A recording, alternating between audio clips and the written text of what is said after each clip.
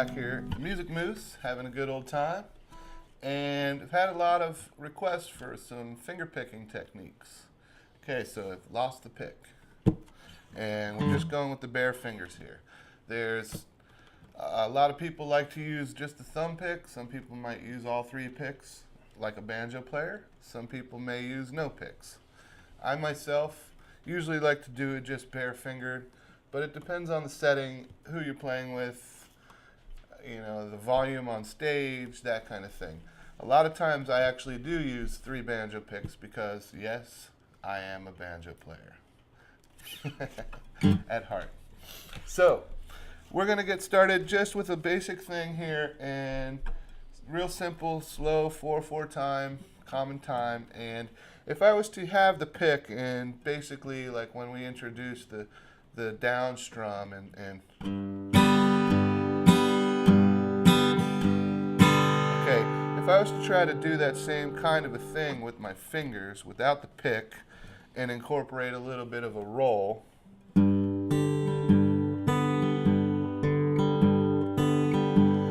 there's many different ways you can approach this, and some people might say some techniques are wrong. It's just really whatever feels right to you, basically. And I'm kind of starting out with almost like it's kind of an alternating bass thing. You got your 1 and 2 and 1 and 2 and 1 and 2. So what I've got going there is a down pluck with the thumb on the D string, an up pluck with my index finger on the G string, and then another down on the low E but on the G note there. So if I'm in the G chord, okay, and that time I just added that B note in there too. You can simplify it and just start out with a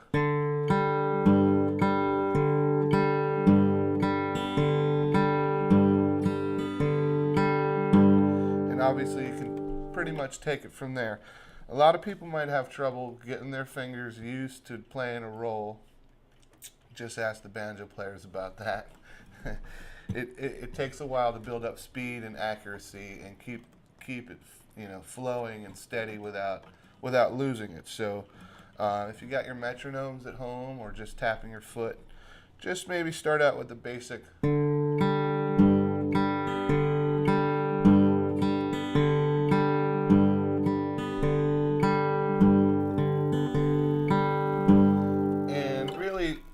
Whatever order you're playing your notes,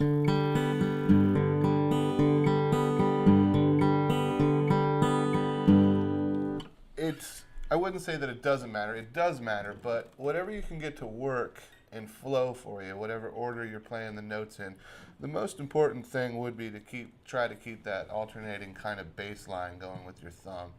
And of course, you know, Merle Travis and Chet Atkins and guys like this were masters of it, and I've just kind of acquired my own style. It's kind of a mixture in between playing guitar and banjo, and honestly every time I do it, it might come out a little different, but we just want to get you headed in that direction. And like I say, starting out nice and basic, and right here in the first position, whether you're in G, C, or D, or E, or A, it really doesn't matter. If I was to do G again,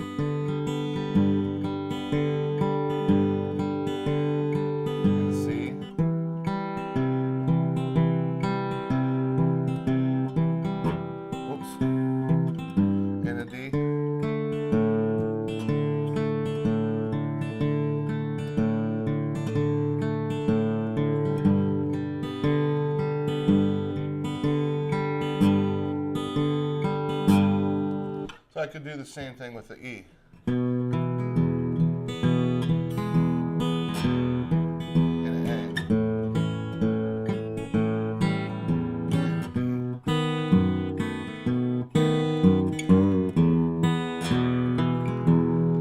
So basically, you can see, just to get those fingers going, start off with a 1-2 approach and alternate your bass line and try to throw a couple extra notes in there and get a roll happening. And we're going to take up another session on this next and try to get a little bit more in depth.